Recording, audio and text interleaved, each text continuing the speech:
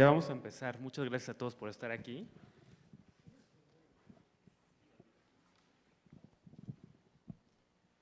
Va a empezar nuestro editor, Juan Trejo, de Foreign Affairs Latinoamérica.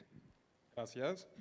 Buenas tardes. La revista Foreign Affairs Latinoamérica y el Departamento de Estudios Internacionales del ITAM les dan la bienvenida en esta tarde a la presentación de nuestra última publicación, Seguridad en las Ciudades Globales. Con ustedes, el moderador de este panel, Genaro Lozano.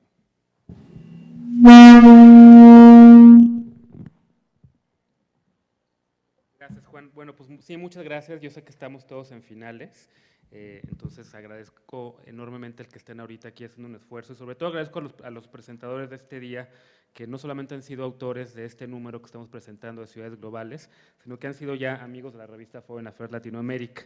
Quiero agradecerle al doctor Fernández de Castro, Rafael, ustedes lo conocen, es fundador de la revista Foreign Affairs Latinoamérica en el año 2000, director del Departamento de Estudios Internacionales. A Carla Iberia Sánchez, ella es egresada de la UNAM de la carrera de periodismo, galardonada con la medalla Gabino Barreda, conductora de Hora 21 en Foro TV, mi colega en Foro TV, muchas gracias por estar aquí, Carla Iberia también. La embajadora Olga Pellicer, ella es profesora en el ITAM, ha formado una generación muy importante de internacionalistas, mi amiga también, Olga, te agradezco mucho también. Thomas Mans, quien es sociólogo de las universidades de Saarbrücken y Bielefeld, perdón mi alemán, y es doctor en Ciencias Sociales también por la Universidad de Paderborn en Alemania. Él es director de la Fundación Friedrich Ebert en México y por supuesto nuestro invitado de honor, Marcelo Ebrard, quien ya ha venido muchas veces al ITAM también, ustedes lo conocen, él fue jefe de gobierno del Distrito Federal de diciembre del 2006 al 2012, es hoy presidente de la Red de Ciudades Seguras de Naciones Unidas, coordina en el 2012 también el programa ONU Habitat, lo nombró presidente de esta red, y pues bueno, es un amigo también del ITAM y muchas gracias por estar aquí, Marcelo. El orden de la presentación, porque queremos que sea algo muy rápido y ágil, vamos a comentar este nuevo número que por cierto estrena también diseño, como ustedes han visto, y Jordi Bacaria también, perdón, nuestro director de la revista Foreign Affairs Latinoamérica, profesor también del ITAM en temas de la Unión Europea. El orden va a ser justamente, nuestro director va a dar primero unas palabras presentando este nuevo número que, como les decía, se acaba de rediseñar completamente. La revista en inglés Foreign Affairs sacó un rediseño, nosotros tenemos también el nuestro, el propio, un poco distinto, pero Jordi va primero a presentar los contenidos de la revista hasta por 10 minutos. Muchas gracias. Voy a emplear menos de 10 minutos porque ustedes tienen la palabra y les agradezco mucho que estén hoy aquí con nosotros, pues presentando en ITAM, nuestra casa de editora de la revista, este número con grandes cambios y por tanto pues sí agradezco mucho a los ponentes, a los autores, a los que hoy no están aquí, y a Genaro Lozano también tuvo esta idea de este bloque, ¿no? de las ciudades, la seguridad en las ciudades globales, que es un tema muy importante y que coordinó y que consiguió un número importante de autores, alcaldes y exalcaldes de las ciudades. El número, por supuesto, pues es un número, como siempre, de mucha actualidad, con artículos controvertidos como el de Shannon O'Neill, ¿no? México lo logra, seguirá la controversia, obviamente, más allá de este número. También el diálogo EñE dedicado a la Asociación Transpacífico y a las consecuencias de ello, y artículos, como siempre, traducidos de la edición en inglés, ¿no? Solo voy a dar un apunte casi personal porque no quiero entrar ahora en el debate que el mismo autor, Marcelo Ebrard o Thomas Mans van a hacer sobre las ciudades, pero sí debo decirle que para mí es un tema muy, muy querido y vivido, ¿no? Le explicaré una anécdota de qué supuso cuando yo era poco más joven que ahora, ¿no? En la transición española me tocó ser candidato a alcalde de una ciudad metropolitana de Barcelona y llegué a ser vicealcalde. Y me tocó presidir una comisión para renovar el jefe de la policía. Bueno, pues siempre era complicado porque había elementos políticos, como sabemos la policía venía de la época anterior, y esto conecta muy bien con el artículo de Marcelo Ebrard, ¿no? Es decir, cómo se renueva la policía, ¿no? Cómo se hace, ¿no? Era realmente complicado y el alcalde en ese momento estaba viejo y me mandó a mí como vicealcalde presidir la comisión. yo tenía solo 2 votos y me faltaba 1 para dejar el lugar vacante, porque no se trataba de… Realmente ustedes hubiesen visto cómo los candidatos a jefe de policía escribían un reporte, era obviamente para salir huyendo, ¿no? Y ya estaba perdido cuando le pido el voto a un miembro de la comisión, que era también el jefe de la policía entonces. Era el voto que no iba a tener, y ¿saben qué hizo? Se paró, me saludó y me dijo: lo que usted diga, señor alcalde.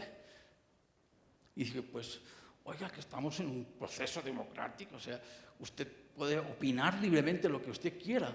Se volvió a parar, se cuadró, me saludó y me dijo: lo que usted diga, señor alcalde. Dijo, pues, muchas gracias. Le tomo su palabra y su voto, tengo otros 3 votos a favor, 2 en contra. Obviamente la plaza queda vacante, se va a renovar próximamente otra vez. Para que vean que a veces el modelo de policía es difícil de hacer una transición, incluso en ese momento que estoy hablando del año 1979 en España, cuando había las primeras elecciones democráticas y por tanto los primeros ayuntamientos democráticos. Entonces yo creo, digo, esto es un tema muy querido por mí, muy vivido en su momento, hace ya muchos años y casi ya olvidado, pero el tema de la transición de esa policía, y algo que destaco porque quizá está muy entre líneas en el mismo artículo de Marcelo Ebrard, y con esto acabo, que es la formación. Es decir, no solo formación tecnológica, sino la formación de la policía en el sentido más amplio, en el sentido ético, en el sentido de conocimiento de relaciones internacionales. Hay problemas migratorios, hay bandas internacionales, es decir, la policía debe ser un profesional completo y por lo tanto yo creo que en este tema de las ciudades globales y la seguridad de estas ciudades globales ese tema es muy importante. Agradezco pues de nuevo a todos los ponentes, al director del Departamento de Relaciones Internacionales y a todos ustedes por estar aquí pues, en esta presentación de la revista de Foreign Affairs Latinoamérica. Muchas gracias.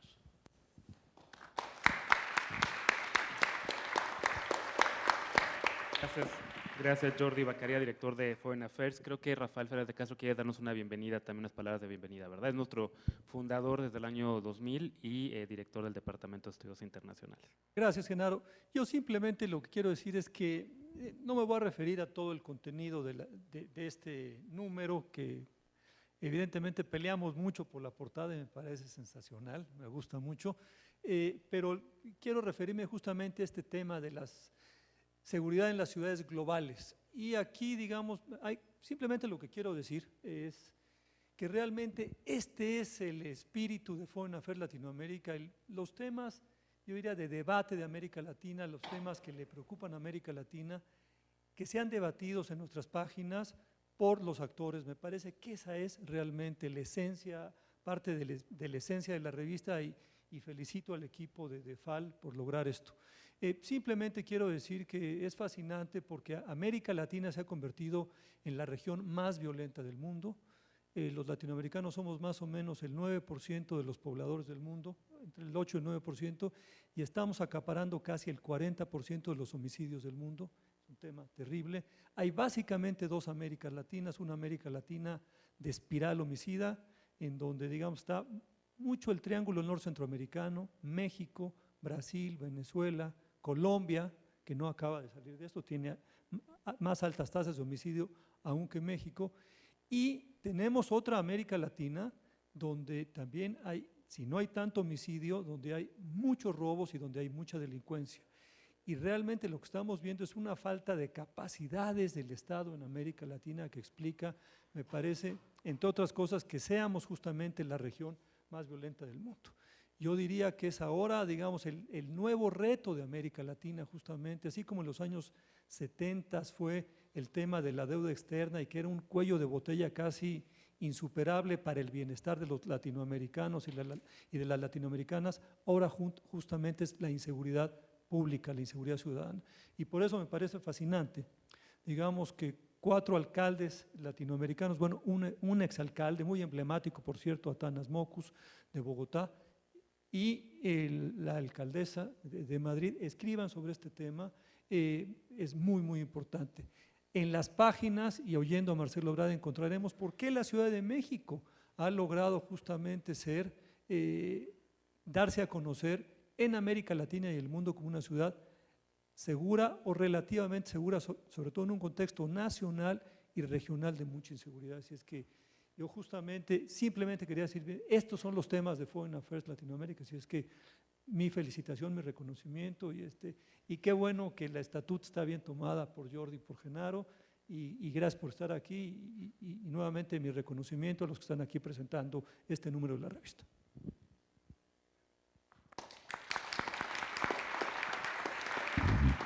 Las revistas deben ser siempre un espacio de debate crítico donde se puedan producir insumos para académicos, para estudiantes, insumos como los textos de Kenneth Waltz, quien falleció ayer y era un autor muy celebrado en el mundo académico y también un autor que está en Foreign Affairs Latinoamérica con este tema del debate de Irán, que por cierto también está y ha sido publicado por nuestra revista, como el tema del debate migratorio, al cual hemos empezado también a poner muchísima atención y traemos en este número un reportaje, porque también las relaciones internacionales están volteando a ver qué hacen otras disciplinas y cómo cuentan las narrativas de los temas que nos importan a los internacionalistas y a los politólogos, como el debate migratorio.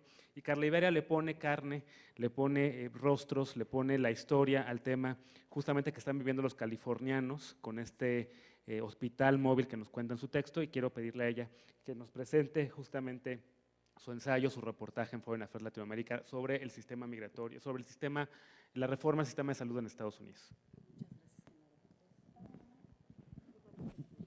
Muchas gracias. Buenas tardes a todos, me emociona mucho estar sentada en este panel, no tengo la experiencia académica que tienen ustedes, alguna experiencia en campo como reportera y me emociona también estar sentada frente a todos ustedes porque yo sé que los exámenes finales en el ITAM no son un chiste y que nos regalen una hora de su tiempo es muy importante.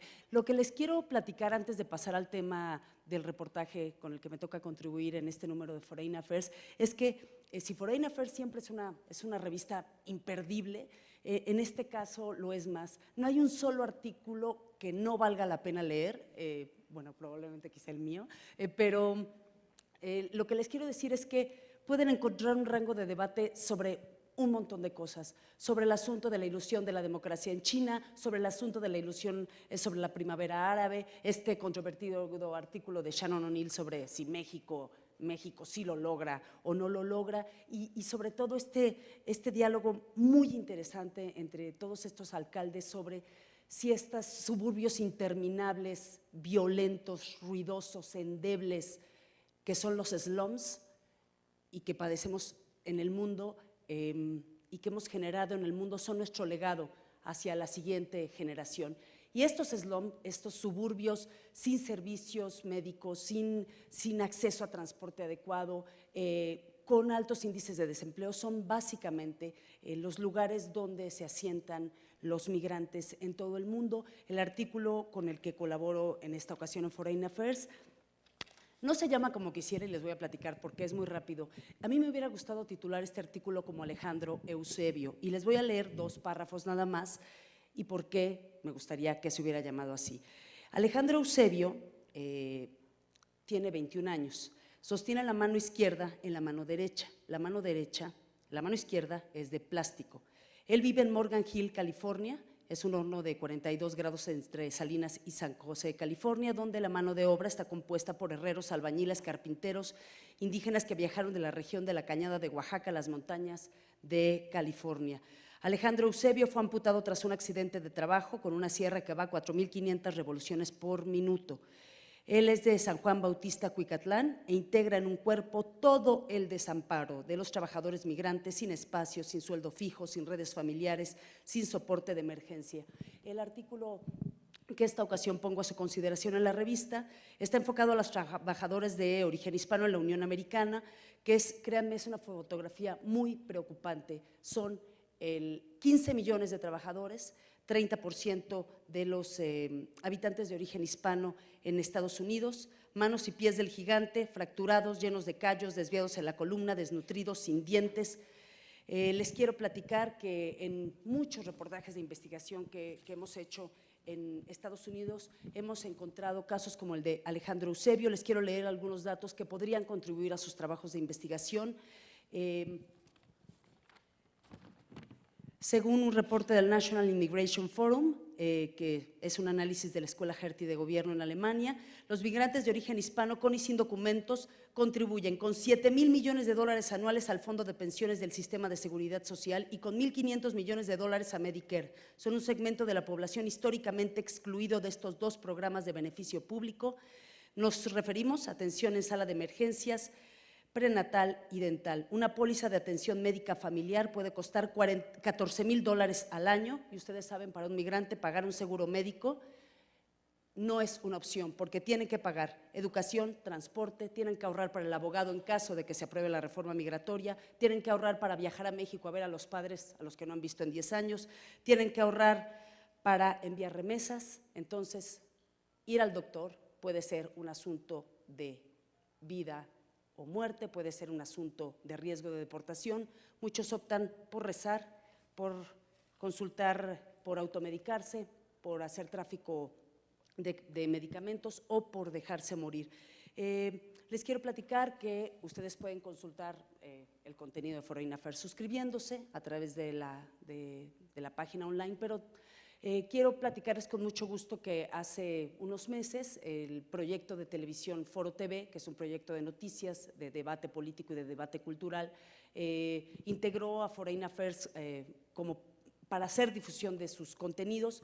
Yo creo en el poder de la opinión pública, creo que periodistas sólidos y académicos sólidos podemos encontrarnos, generar nuevos debates que sean más globales, más integrales, que tengan mejor nivel, y si eso contribuye a ser ciudadanos más responsables, pues bienvenido, y por eso celebro mucho estar aquí esta mañana. Gracias.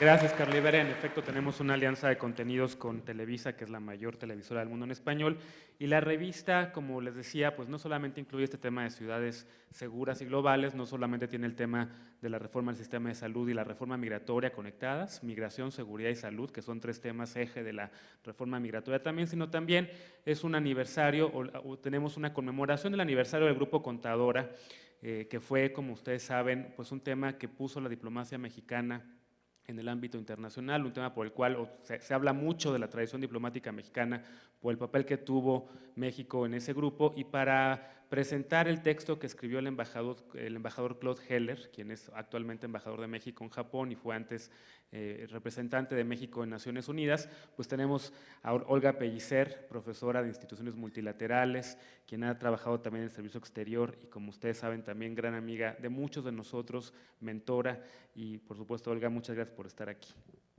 Muchísimas gracias, claro, por aquí tengo, ¿no? Profesora de Marcelo Ebrard también. ¿Sirve?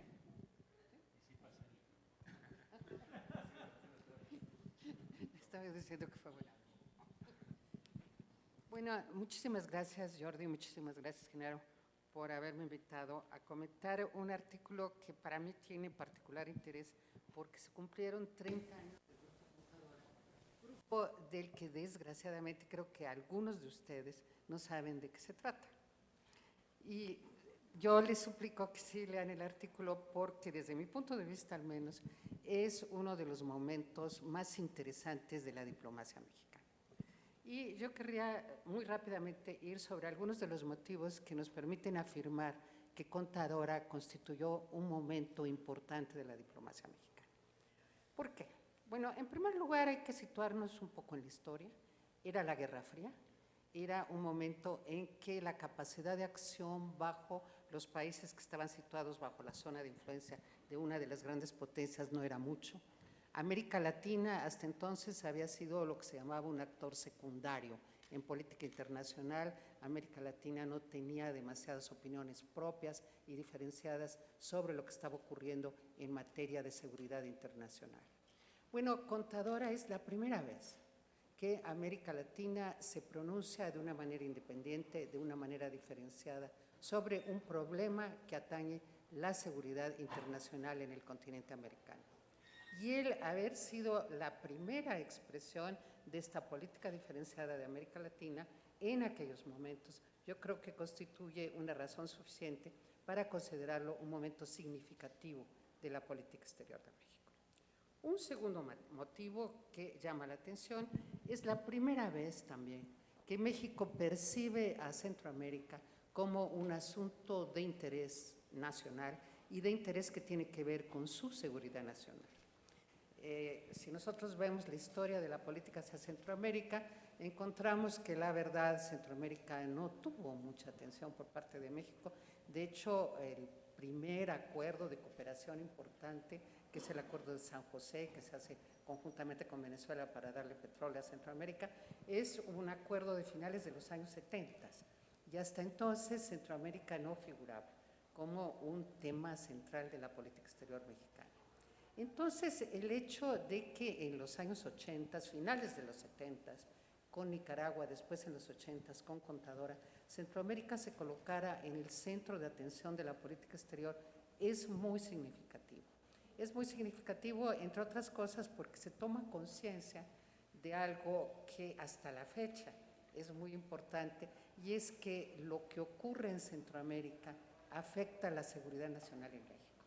Yo me acuerdo, bueno, y Claude Heller, que fue uno de los grandes arquitectos de la política de Centroamérica en aquellos momentos, lo cita aquí en su artículo. Una vez le preguntan al canciller Bernardo Sepúlveda, bueno, ¿y por qué tanto interés en Centroamérica? Y él contesta, por México, para impedir que el incendio nos alcance. Y yo creo que es una respuesta que hasta la fecha es muy válida. Si nosotros queremos tener seguridad en México, tenemos que pensar en Centroamérica. Y por esto nada más, Contadora ya sería un evento muy significativo de la política exterior. Creo que hay otros motivos. Fue muy importante también que Contadora, que establece una relación privilegiada con Naciones Unidas, se pronuncie aquella vez a favor de Naciones Unidas en el dilema que estaba presente entonces sobre cuál era el organismo internacional que debía tener prioridad para tratar asuntos de seguridad de América Latina. Este dilema dividía, había algunos que pensaban que debía ser la Organización de Estados Americanos. México toma una posición distinta, se pronuncia a favor de que sea siempre Naciones Unidas. Es una opinión que ha evolucionado porque las circunstancias han cambiado, pero que en aquellos momentos, después de la parálisis en que había caído la Organización de Estados Americanos ante el problema de las Malvinas, era comprensible que hubiera una necesidad de privilegiar a Naciones Unidas sobre la Organización de Estados Americanos. Bueno, y finalmente, Contadora tiene que ver con el gran tema de la política exterior mexicana, un tema que siempre ha estado presente, que lo sigue estando en la actualidad, y que es hasta dónde nos conviene disentir de los Estados Unidos. Debemos disentir de los Estados Unidos, no tiene costos muy altos. Estamos hablando de los años 80, estamos hablando de un momento en que México atravesaba circunstancias particularmente complejas. Era el momento de la crisis de la deuda, era el momento de una recesión económica en México muy seria, y por lo tanto creo que era válido que muchos se preguntaran entonces, bueno, ¿y por qué escoge en este momento para tener una diferencia política? Contadora era una versión evidentemente distinta a la que Estados Unidos tenía sobre lo que debía ocurrir en Centroamérica. Para Estados Unidos, su posición era proteger a los gobiernos establecidos, no a los revolucionarios, y México estaba a favor del cambio social en Centroamérica. Bueno, ¿estaba bien disentir de Estados Unidos en aquellos momentos? Pues yo creo que la respuesta es sí, justamente porque México atravesaba momentos difíciles desde el punto de vista interno. Era también el momento de hacer sentir que podemos disentir de los Estados Unidos sin que esto afecte la relación bilateral en su conjunto. Y eso fue lo que Contadora probó. Estábamos diferenciándonos de Estados Unidos sobre los asuntos de Centroamérica, pero eso no quería decir, y eso no significó, porque hubo mucha habilidad en la manera en que se hizo la diferencia entre poder tener una opinión distinta sobre una cuestión en Centroamérica y poder tener un buen diálogo con Estados Unidos. Y creo que uno de los éxitos fue que se pudo seguir adelante con Contadora sin tener una mala relación con Estados Unidos. Ahí está un gran éxito de la diplomacia mexicana. Bueno, para terminar, de nuevo, bueno, y valió la pena. contadora es un momento que vale la pena? Yo creo que sí. Y yo diría que sí por dos razones. En primer lugar, porque es la semilla de la actuación latinoamericana. Digo, de contadora nace después el Grupo de Río, por ejemplo. Es la gestación de América Latina como un actor diferenciado, con voz propia en política internacional, y en ese sentido es un momento muy significativo. Y en segundo lugar, también Contadora contribuyó notablemente a la desaparición de los regímenes oligárquicos apoyados por el ejército en Centroamérica. Es cierto que ahora hay muchos otros problemas en Centroamérica, pero el problema de los regímenes oligárquicos apoyados por el ejército, ese es un problema que no está ya presente en Centroamérica, y fue una gran contribución la que México hizo a través de todos los esfuerzos que representó el Grupo Contadora y la opción que Contadora presentaba para Centroamérica. Entonces, felicidades por ese artículo y muchas gracias por haberme invitado.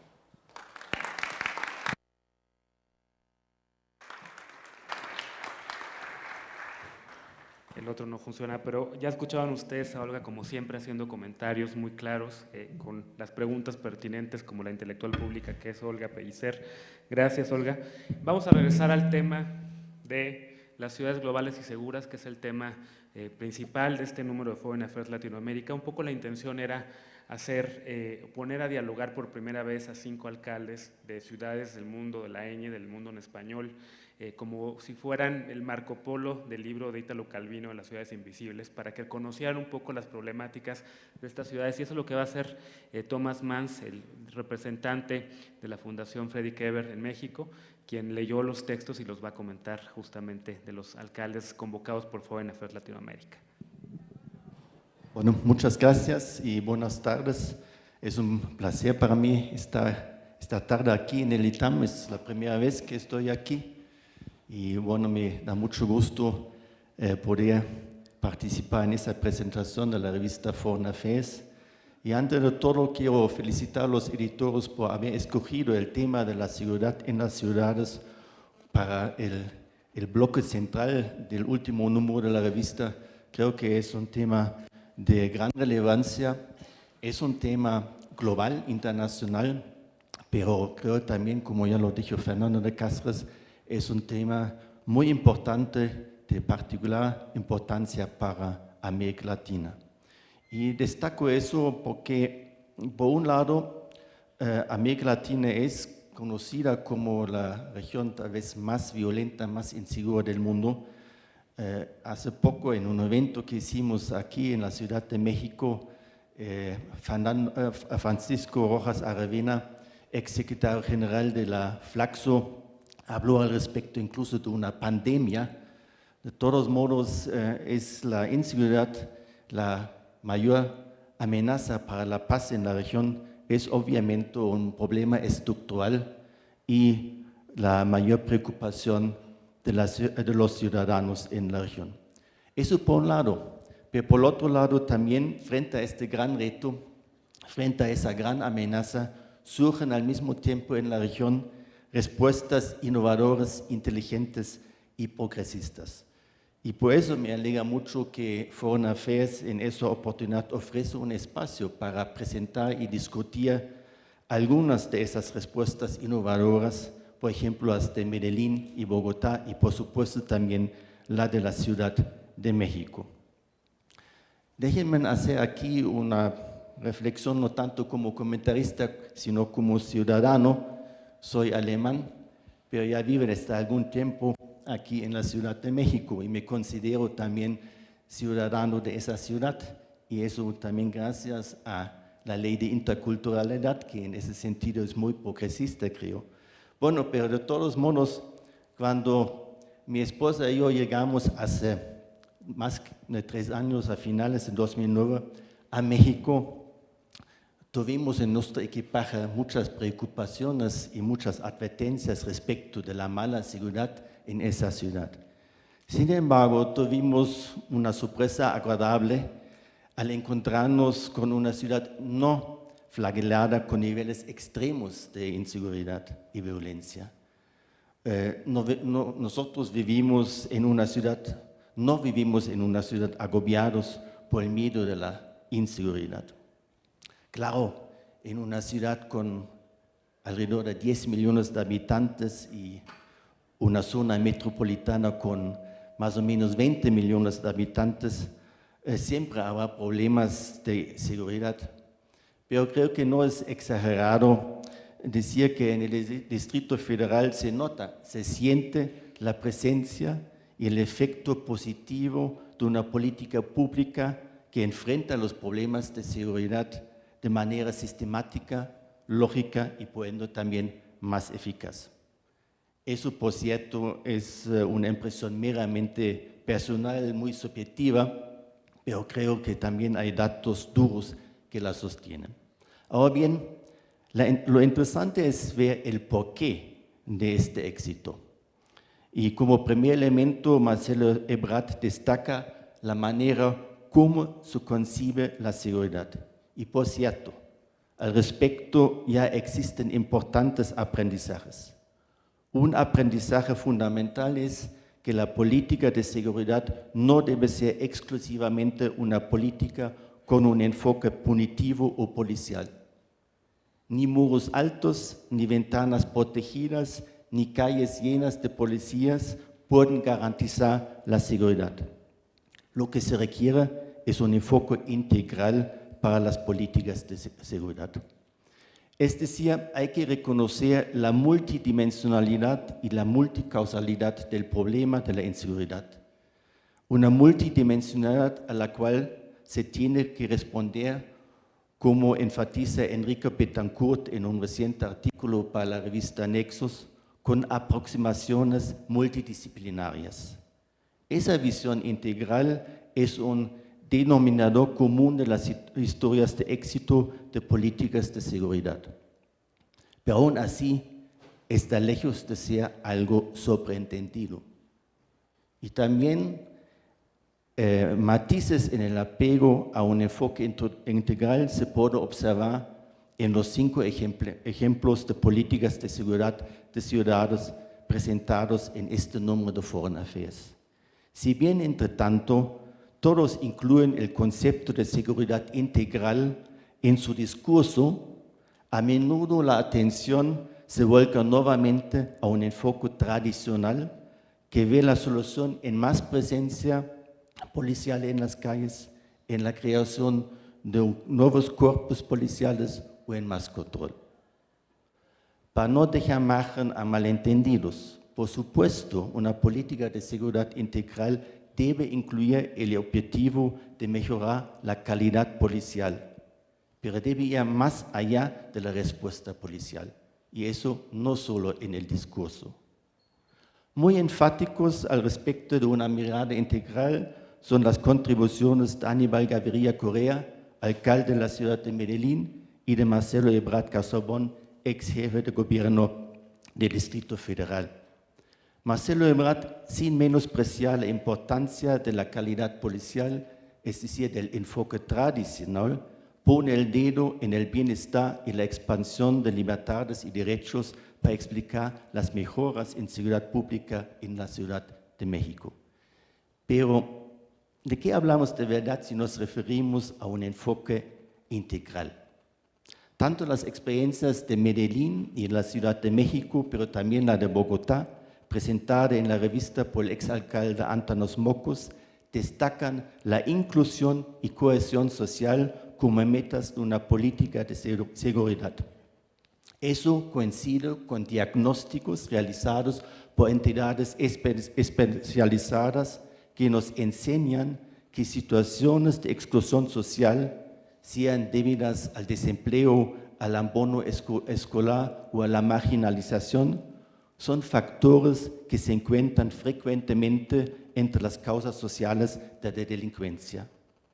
Aunque ninguno de estos factores constituye por sí solo una explicación satisfactoria de la delincuencia, sin duda son problemas que debe enfrentar una política integral de seguridad. En este sentido, las políticas sociales que se han desarrollado en la Ciudad de México a partir de 1997 son un gran avance y ejemplar. Si bien aún perfectibles, las políticas sociales han dado a la ciudad un perfil propio y han demostrado lo que se puede lograr a nivel local. Para un diagnóstico más detallado, les recomiendo la reciente evaluación hecha por Pablo Llanes, esa vez no en la revista Foreign Affairs, permítanme este comercial, sino en la revista Nueva Sociedad, editada por la Fundación Friedrich Ebert en Buenos Aires. Esa política orientada a la cohesión social en la Ciudad de México ha sido acompañada por la construcción de un avanzado marco jurídico con enfoque de derechos. Ejemplo de eso es la Ley de Desarrollo Social. Aquí tenemos otro pilar de un enfoque integral de seguridad, la expansión de libertades y derechos. La política pública de seguridad tiene que basarse en el respeto a las normas, tanto por parte de los operadores de la política de seguridad como también por parte de los ciudadanos. Tiene razón Marcelo Ebrard al señalar que los derechos humanos y su protección son el fundamento de la seguridad.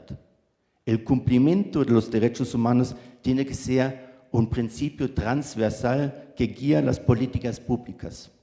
Por cierto, el programa de derechos humanos de la Ciudad de México va en esa dirección. El respeto a las normas impone también la necesidad de combatir los retrocesos en la cultura de legalidad, pues la disminución del respeto a la ley abre espacios a las acciones criminales. Hace poco, en una discusión, alguien, por cierto, un mexicano, me dijo: en México la gente no percibe las leyes como normas que tenemos que cumplir, sino como sugerencias que cumplo si me gustan y no cumplo si no me gustan.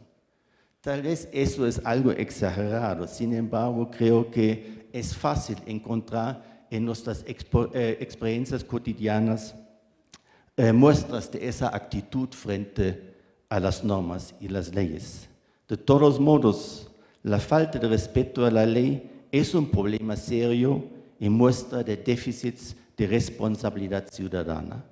Por eso, abordar los problemas de seguridad desde una perspectiva de cultura ciudadana, como insiste Antanos Mockus, es esencial para una política pública de seguridad. Lograr una mayor atención a normas de convivencia es seguramente uno de los retos más importantes para las ciudadanas. Eso implica, más allá del respeto por la ley, fomentar la autorregulación moral, personal y la mutua regulación social entre los ciudadanos.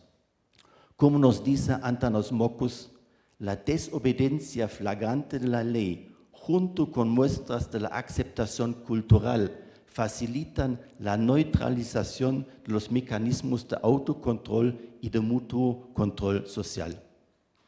Entonces, las ciudades deben caracterizarse no solamente por una gestión eficaz de las fuerzas policiales, sino también por un entorno que favorezca el cumplimiento de las normas.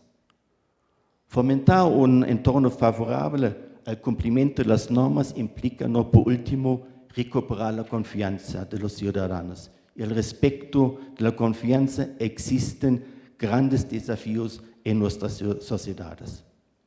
Recuperar la confianza de las ciudadanas y de los ciudadanos está muy ligado al rescate del espacio público. En eso hacen hincapié tanto Antanos Mockus como Marcelo Ebrard. La recuperación del centro histórico en la Ciudad de México es un buen ejemplo para políticas orientadas al rescate del espacio público. Y a mí me da mucho agrado haber escuchado que también para rescatar la seguridad en la ciudad de Acapulco se quiere incluir también políticas para el rescate del espacio público. Creo que es un buen aprendizaje que se ha hecho de las experiencias de la Ciudad de México. Es obvio que para esfuerzos de esa naturaleza se crean grandes inversiones y eso deben ser, obviamente, como también subraya Marcelo Ebrard, inversiones públicas y privadas. Pero ojo, existe una diferencia entre un espacio público y uno comunitario.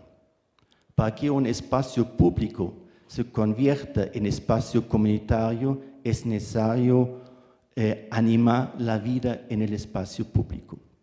Al respecto también hay ejemplos.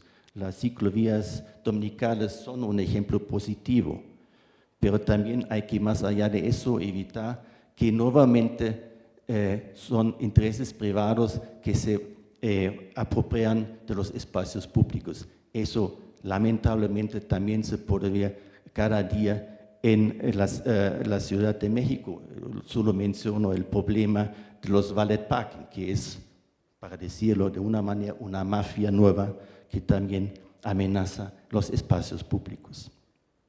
Y no hay que olvidar tampoco que un espacio público que todos trascendemos diariamente son los sistemas de transporte. Inversiones en infraestructura vial y en transporte público son esenciales para garantizar un transporte seguro. Recuperar la confianza ciudadana debe basarse además en esfuerzos para crear espacios de participación ciudadana. Justamente el carácter multicausal y multidimensional del problema de seguridad invita a una mayor participación de la ciudadanía, tanto en el diseño como en la implementación de las políticas de seguridad. Hay que aspirar a una participación activa y corresponsable de las ciudadanas y los ciudadanos. Al respecto, he podido observar con mucho interés y agrado los esfuerzos en algunas delegaciones del Distrito Federal para involucrar a los ciudadanos en la prevención de los delitos. En Coyoacán, el ex jefe delegacional Raúl Flores inició un proyecto para una escuela ciudadana de prevención al delito.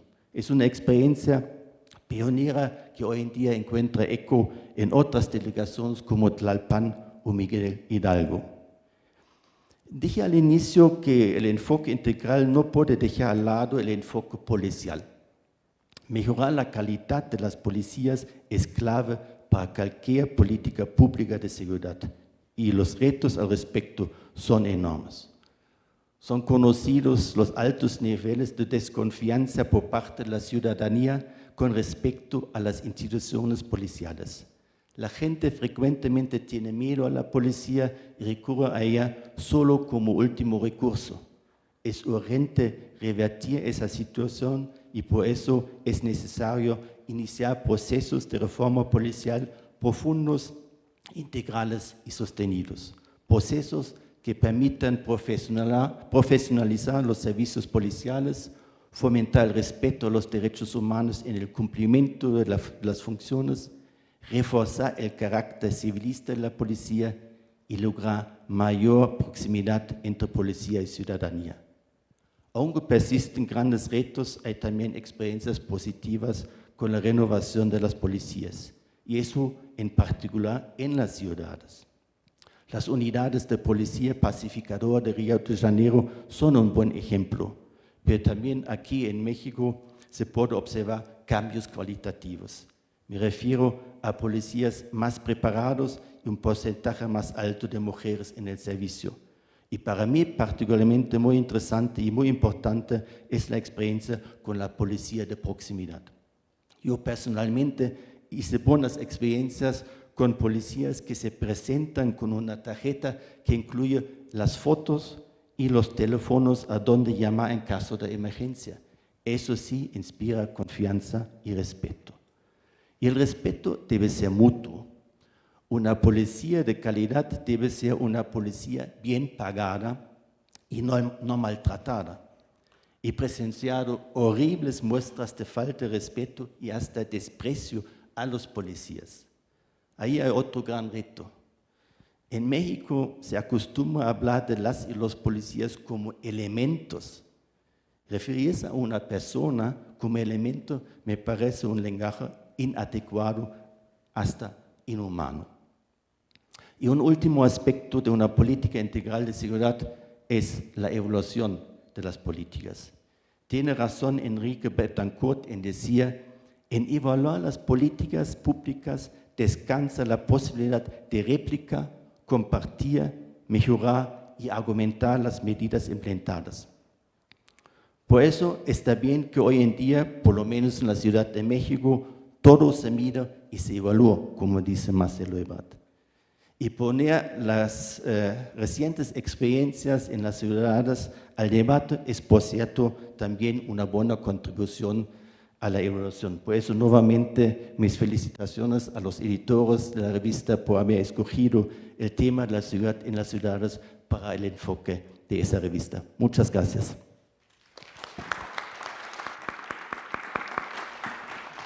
Gracias al doctor Thomas Mans. Por último, quiero darle la palabra a Marcelo Ebrard para que nos cuente un poco sobre qué va su texto, por qué de repente yo pasé la mitad de su mandato fuera de la Ciudad de México, Nueva York, y en Nueva York se decía mucho, ¿qué está haciendo ese señor, ese alcalde que está innovando antes que Nueva York, ganándole en temas de movilidad, ganándole en temas de matrimonio entre parejas del mismo sexo, ganándole en temas de seguridad? ¿Por qué la Ciudad de México se está convirtiendo en una ciudad segura? Y es un poco la respuesta que da Marcelo Ebrard en su texto que nos regaló para Foreign Affairs Latinoamérica.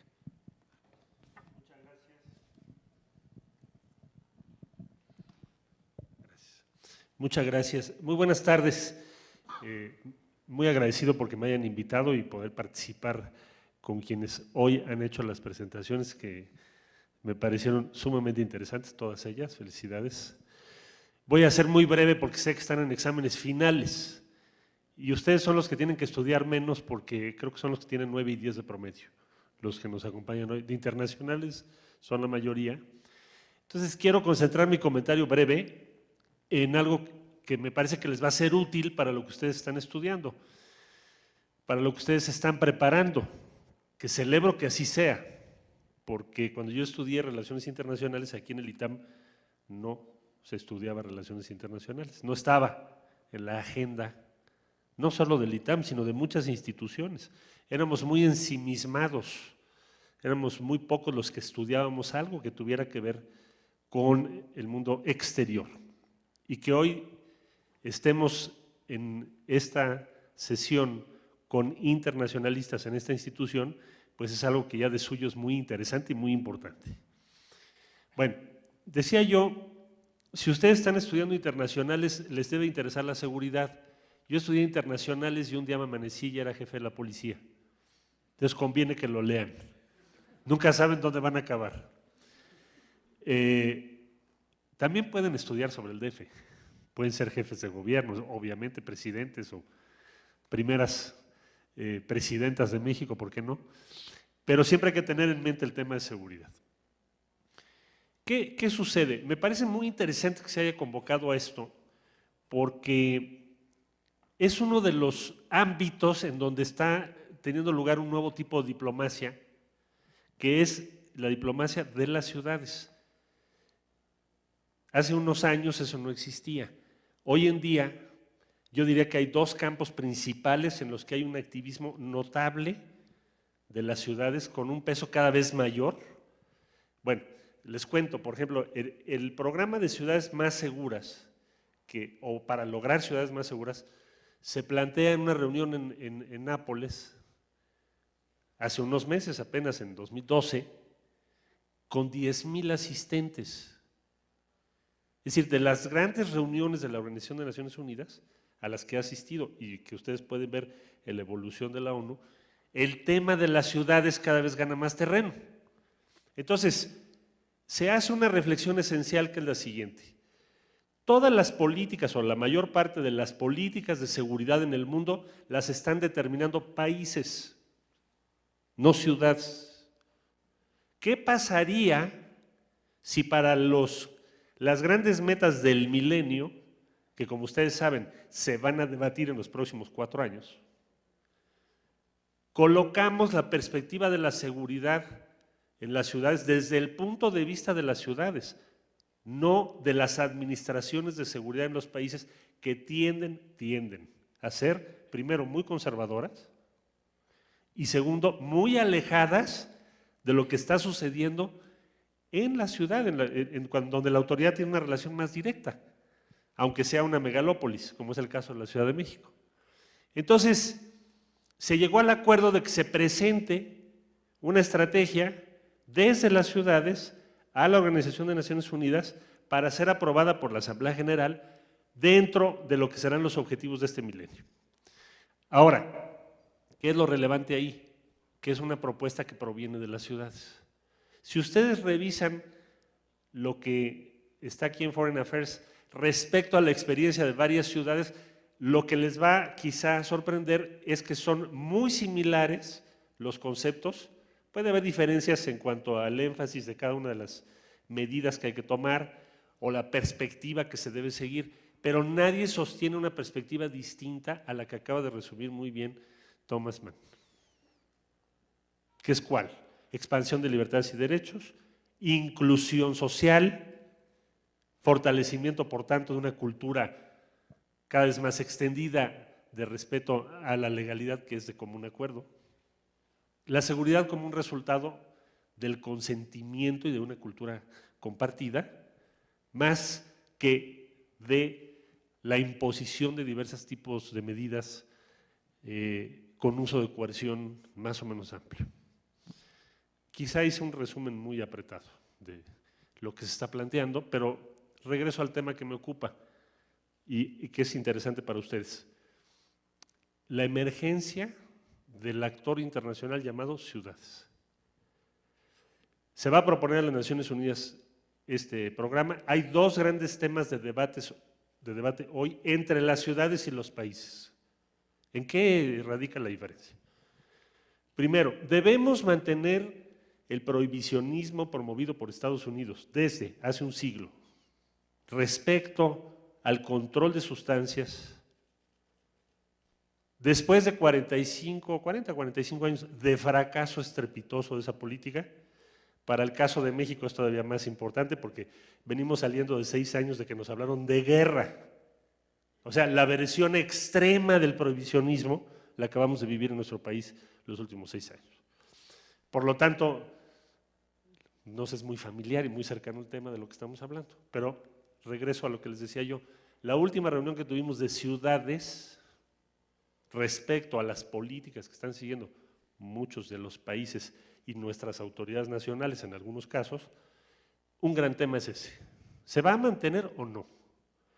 ¿Qué es lo que argumentan las ciudades? Bueno, a nosotros no nos corresponde fijar esa política por lo general, porque son potestades nacionales. Pues sí, nada más que buena parte de la violencia que estamos viviendo en las ciudades, en particular en América Latina, pero no solo en América Latina, se derivan de la decisión de mantener una estrategia prohibicionista, que insisto, en el caso mexicano, fue el extremo, lo acabamos de vivir, la guerra, que en realidad la frase la acuñó Richard Nixon, como ustedes saben, en los años 70, War on Narcotics. Eso sustituyó a la guerra de Vietnam en el discurso oficial. Bueno, es un gran tema. En la última reunión en Nueva York, ese fue uno. Percibo que ese va a seguir siendo y en estos próximos 4 años va a ser tema central de debate. Hay una gran diferencia de perspectiva, inclusive en Estados Unidos, por supuesto. Hay un cambio en la opinión pública, pero también las autoridades locales, estoy hablando de autoridades de ciudades como Los Ángeles, de ciudades muy grandes, Chicago, tienen un enfoque ya muy distinto al prohibicionista, preferirían un enfoque diferente. Bueno, es un tema. Otro gran tema tiene que ver con las armas, el acceso, producción, comercio internacional, regulación de las armas, que tradicionalmente ha sido una potestad nacional, pero cuyos efectos son esencialmente o primordialmente, por razón obvia, pues en el territorio de las ciudades. Por consiguiente, para las ciudades es sumamente importante ir a una política exactamente lo opuesto que lo que acabo de decir. Si en el caso de control de sustancias hay que liberalizar, se dice en el ámbito local, en el caso de las armas hay que controlar y limitar el acceso y la producción. Entonces, es el otro gran tema. Tercer tema, los que están generando los problemas en otras zonas, quien está tomando decisiones que tienen repercusión en otras partes o en tus propias ciudades, ¿qué responsabilidad tiene desde el punto de vista financiero? ¿O no tiene ninguna? Y si la tiene, ¿cómo la vamos a hacer exigible? Bueno, son esos 3 temas que veo yo como la agenda de discusión entre las ciudades y de las ciudades con los países. Esto lo van a ver ustedes en los debates de Naciones Unidas, desde luego, no solo de Hábitat, porque antes nos decían, ahí vienen las ciudades, váyanse a la oficina de Hábitat, ahí se entretienen. Ahora no, ahora vamos a ir a la Asamblea General y tenemos que presentar el programa, porque esa fue la batalla, que el programa que se presente y se apruebe sea desde las ciudades. Va a estar muy interesante. Y desde luego, si nos invitan en otras ocasiones, podremos debatir y ver qué alcances tiene esto. Quiero complementar esta reflexión con otra. Es lo mismo que está pasando con la acción climática o cambio climático. Es decir, las ciudades están hoy más organizadas y están haciendo más cosas y están logrando más resultados que la velocidad que tiene la confección y el acuerdo para tener un nuevo tratado que sustituya al de Kioto. Solo lo menciono porque es otro de los grandes campos en donde las ciudades también están teniendo una participación cada vez mayor. Entonces, finalmente decir, respecto a la Ciudad de México, a mí no me queda la menor duda, no pretendo hacerles una síntesis de todo el tema de seguridad, solo déjenme irme a lo esencial. No me cabe la menor duda que se necesitan políticas que trasciendan los términos sexenales y desde luego trianuales. No se puede hacer una estrategia de seguridad cada 3 años, imposible. Y si ustedes cambian de paradigma estratégico cada 6 años, es muy probable que no tengan resultados, ¿eh? No te da tiempo. Todos los resultados que se han logrado en la ciudad son acumulativos. Una administración logra algunas cosas y la que sigue lo tiene que seguir, consolidar. Otro punto esencial, para la Ciudad de México ha sido vital un enfoque de expansión de libertades y derechos. Las estrategias de control, prohibición y reducción de derechos y de libertades no funcionan. En ninguna parte he visto que funcione eso. ¿Cuál es el extremo caso del paradigma de control? Sacar al ejército a la calle y controlar a todo el mundo en retenes. Hago a un lado que sea un debate constitucional, por supuesto. Pero la Ciudad de México lo vivió, lo que pasa es que a veces nos olvida. La Ciudad de México vivió eso en los 90s, cuando el entonces presidente de la República se desesperó, sustituyó a todos los mandos de la policía y nos mandaron al ejército a todo. ¿En qué terminó aquella acción? Pues en unos asesinatos en la Buenos Aires, que además la presencia en ese momento de esa, o la toma de esa decisión, no trajo como consecuencia que se redujera el índice delictivo en ningún momento, menos en ese momento. Hablo año 96. Desde luego ustedes están muy jóvenes, pero lo menciono porque ya lo vivimos en alguna modalidad. Entonces, el paradigma que nos está funcionando en la ciudad, entiendo, es muy complejo de explicar en 10 minutos, pero tiene que ver expansión de libertades y derechos, tiene que ver con inclusión social, concepción de espacio público. El espacio público es lo que te permite reducir, por un lado, la segregación que produce la economía. Nuestra economía segrega por definición.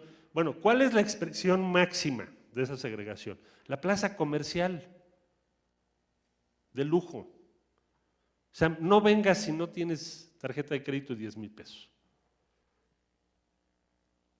¿Cómo corriges en una ciudad la tendencia a diferenciar y segregar? Tienes que crear espacio público que nos hace tener un espacio común. Por eso es importante, es un diseño. No es un tema de arreglar parques, es un tema de crear espacio que nos es común y en donde podemos reducir de manera seria la segregación y la diferenciación que produce la economía en la que vivimos. Entonces, todas esas ideas, expansión, libertades y derechos, lo que tiene que ver con espacio público, lo que tiene que ver con inclusión, decía yo, por ejemplo, los jóvenes. ¿Cuántos jóvenes tienes fuera del sistema educativo? ¿Cuántos están desertando en las preparatorias? Entonces te tienes que preocupar, por eso aquí se ha invertido en esta última década, para corregir eso. ¿Qué quiere decir? Que puedas mantener o respaldar a los jóvenes para que terminen cuando menos preparatoria y después si podemos universidad también. crear lo que sectores conservadores ven como algo muy superficial. Qué horror que traigan a Paul McCartney gratis al Zócalo. Qué bruto, cómo gastan el dinero a lo loco. Digo, no sé si a todos les guste Paul McCartney. A mí sí, fuera de eso, fuera de ese gusto, yo diría, bueno, el rollo es, tiene que ser una política pública el acceso a todos los bienes culturales. Claro, alguien muy clásico me dirá, pero ¿cómo? ¿Eso no es un bien cultural? Ah, ¿no? Pues claro que sí es un bien cultural. Y claro que tenemos que tener acceso a todos los bienes culturales. Yo me acuerdo, por ejemplo, la exhibición, las dos exhibiciones más visitadas en el DF. Una, la de los dinosaurios en el Zócalo, que no es más que un trabajo pues hecho por los paleontólogos de México respecto a lo que fue nuestro pasado. Tuvimos como 3 millones de personas. Y otra, un gran éxito, la de Rodin en Iztapalapa, en el foro o faro de Oriente. Tuvo el mayor número de jóvenes de todas las exhibiciones que hicimos. En una zona que, por cierto, por la creación del faro, que data del periodo del ingeniero Cuauhtémoc Cárdenas, el faro de Oriente es el principal responsable de la reducción de violencia en toda esa región de Iztapalapa.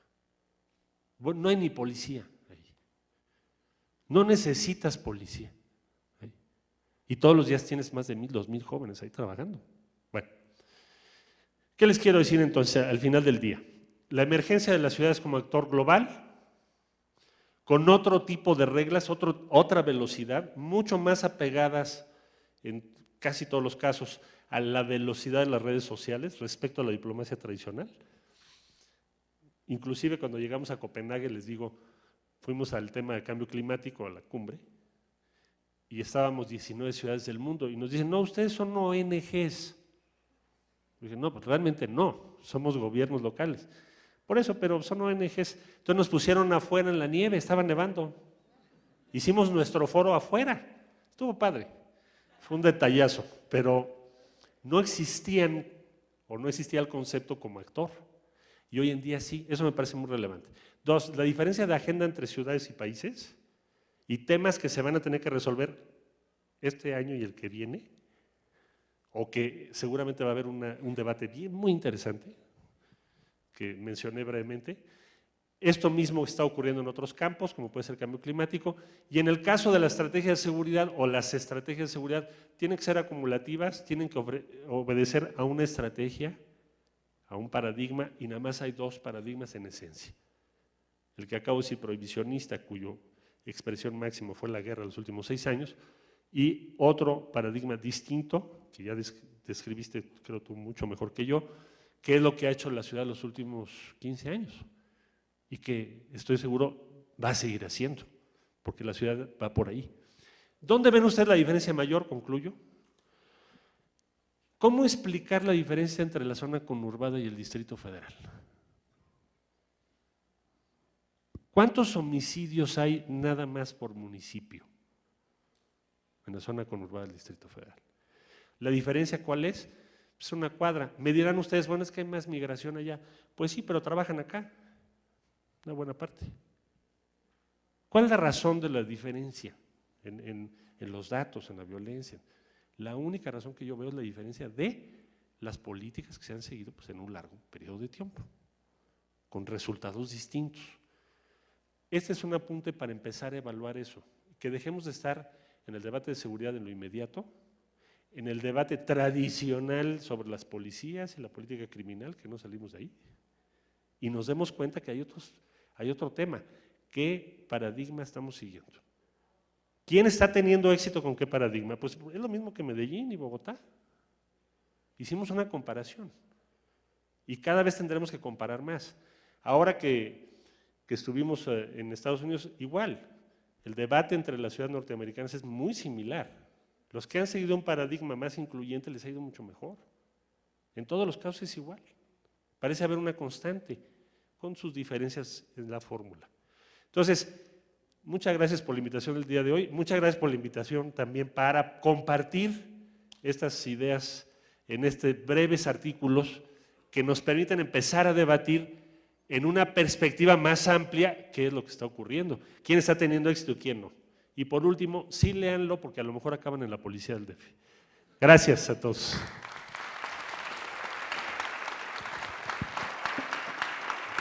¿Sirve ese micrófono? ¿Sí sirve? ¿Se oye? Sí. Gracias a Marcelo Ebrard. ¿Se escucha este micrófono? ¿Sí me están oyendo? Yo no me... Ok.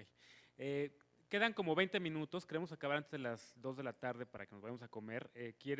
Vamos a abrir una serie de preguntas y respuestas rápidas. Yo creo que vamos a tomar unas 4 o 5 preguntas para los ponentes. Gracias a todos por habernos acompañado, pero ¿por aquí hay alguna pregunta? Si quieres, levántate por favor y danos tu nombre.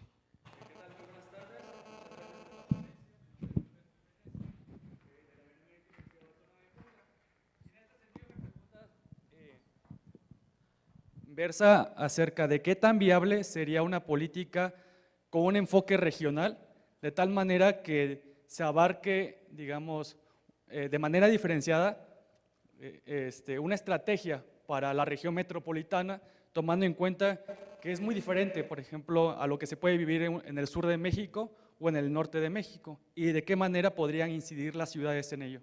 ¿Para quién es tu pregunta? Para Marcelo Ebrard. A ver, yo creo que lo que importa es que tengamos un paradigma común y una concepción común como país de qué estrategia de seguridad vamos a seguir.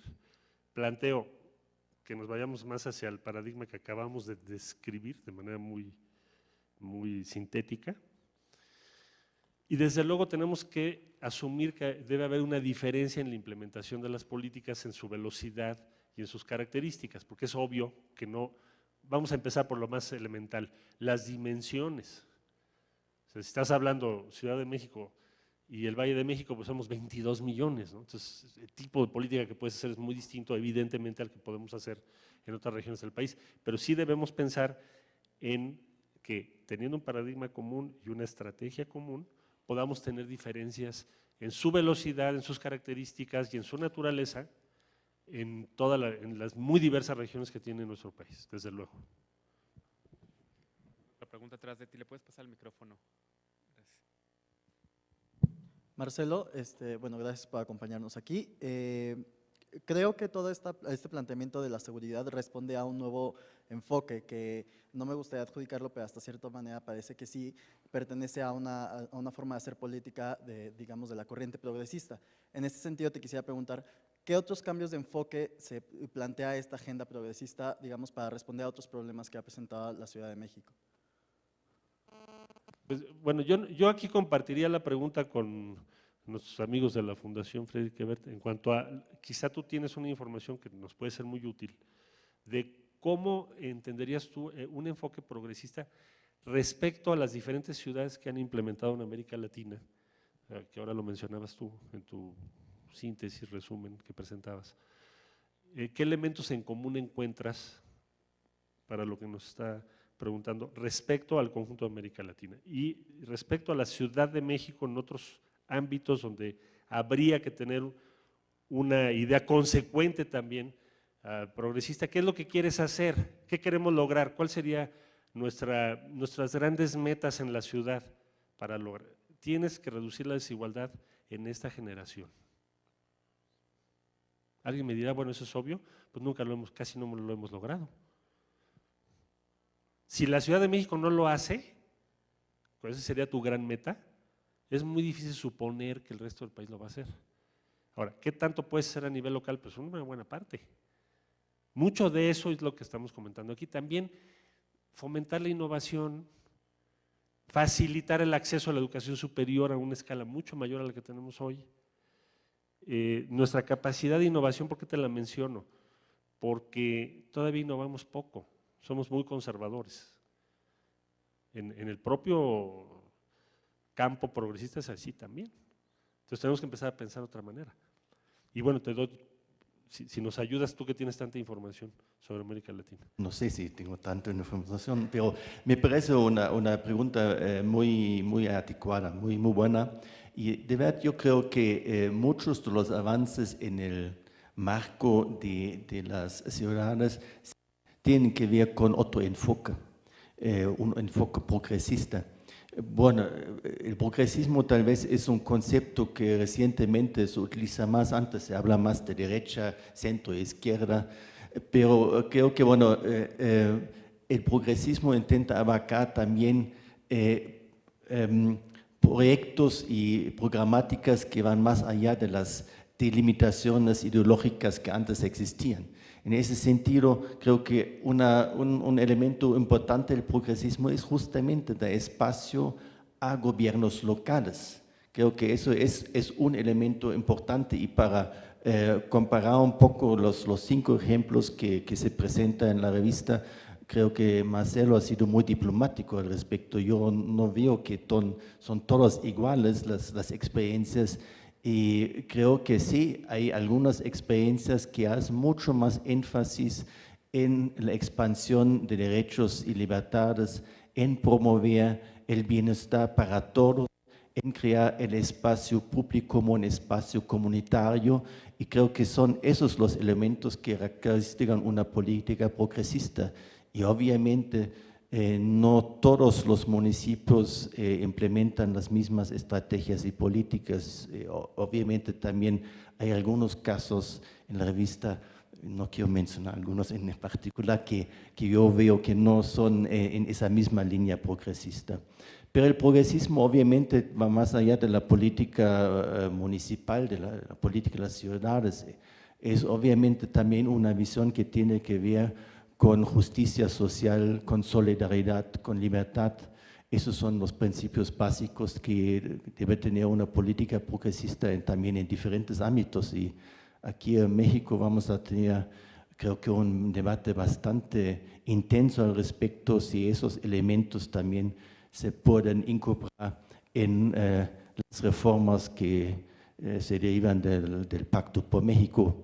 Allá tengo algunas reservas, algunas dudas, pero seguramente va a ser un debate muy interesante. Gracias, doctor Mans. Carla Iberia, como buena periodista, tiene una pregunta. Gracias.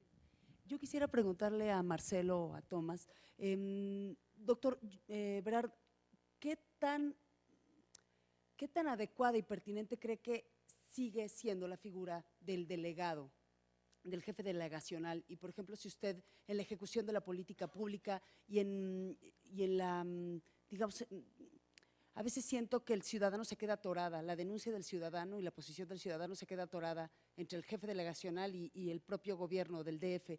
Y si usted cree que podría reformarse esa figura y de qué manera. Y por supuesto. Bueno, te iba a comentar ahorita que lo que necesitamos en la ciudad hay que rediseñar muchas cosas, es una de ellas. La propia palabra delegado era una autoridad delegada en un régimen de ocupación. O sea, la Ciudad de México, cuando entra Obregón, dice, bueno, ¿y aquí cuántos partidos hay? Pues había más de 70. ¿Y todo el tiempo hay elecciones? Sí, pero ¿cómo si estábamos en una guerra civil? No le hace, aquí siempre hay elecciones y hay muchísimos partidos. Ah, pues vamos a suprimir al municipio. Entonces suprimen al municipio, suprimen el ayuntamiento de la ciudad. Y de hecho, la esfera de la vida política de la ciudad desaparece, por eso digo que es un régimen de ocupación, prácticamente. Lo interesante es que dura muchísimos años y de ahí viene la palabra delegado, que se crean pues ya en los 70, principios de los 70. Bueno, tiene que haber desde luego un rediseño de la estructura de gobierno y de la forma de gobierno de la ciudad. Me parece que se ha pospuesto muchísimo. Bueno, hace unos años llegamos a un acuerdo en la ciudad, mandamos el proyecto de iniciativa. Primero, que les decíamos en la exposición de motivos, oigan, sería un detallazo que después de este largo periodo desde que se inició la vida independiente de México, a la Ciudad de México le restituyan su nombre. Porque pues no, Distrito Federal no es un nombre, nuestro nombre es como entidad federativa Ciudad de México, entonces sería buenísimo que nos regresaran el nombre. Bueno. Y segundo, que pudiéramos tener nuestra Constitución. Se quedó en la Cámara de Senadores, no se quiso hacer. Yo tengo la expectativa y desde luego el deseo, la esperanza de que se pueda llegar a eso lo más pronto posible, pero una Constitución que se haga en la ciudad, no en el Congreso Federal, porque entonces, mejor nos quedamos como estamos, porque en el Congreso Federal pues, han tomado otras decisiones, por ejemplo, en cuanto a interrupción legal del embarazo, por ejemplo, en cuanto al matrimonio de personas del mismo sexo, y así muchas otras materias, voluntad anticipada, en fin. Entonces, que la ciudad tenga su constitución, ojalá que sea posible, y entonces habría que hacer otro diseño incluso geográfico. Hoy tenemos una delegación como Iztapalapa que tiene más de 1 millón de habitantes, o sea, más que algunas entidades federativas del país, casi llega a 1,800,000, 1,800,000. Entonces, ¿queremos que haya una autoridad local? Pues entonces tendrías que tener una autoridad local en circunscripciones de no más de 350,000, tal vez 400,000 habitantes, y no de 1,8 millones. Entonces, habría que revisar desde el mapa, desde luego, la naturaleza de esa autoridad. Yo sugeriría que no se rompiera la unidad fiscal, porque sería un desastre, ni de los servicios, que tampoco se puede, o sea, son clarísimos los servicios que necesitas, ni de la seguridad, porque si pulverizamos la policía, como hicieron o ha sido en el Estado de México, pues ya sabes los resultados que tienes. Bueno, en resumen, se tiene que modernizar, se tiene que cambiar, tienes que hacer circunscripciones más pequeñas, y se necesita un espacio de representación de los vecinos en la toma de decisiones que hoy no existe. Con esto acabamos ya. Quiero darles las gracias, por supuesto, a nuestro director Jordi Bacaría, al doctor Tomás Manz de la Fundación Freddy Kebert, al doctor Fernández de Castro, fundador de la revista Foreign Affairs, a la embajadora Pellicer, a Carla Iberia Sánchez y por supuesto a Marcelo Ebrard por los textos, por la reflexión, y dar las gracias también a quienes siguieron el stream en la página web de Revista FAL y en las redes sociales, e invitarlos pues por supuesto a seguir la comunidad de Foreign Affairs Latinoamérica. Gracias.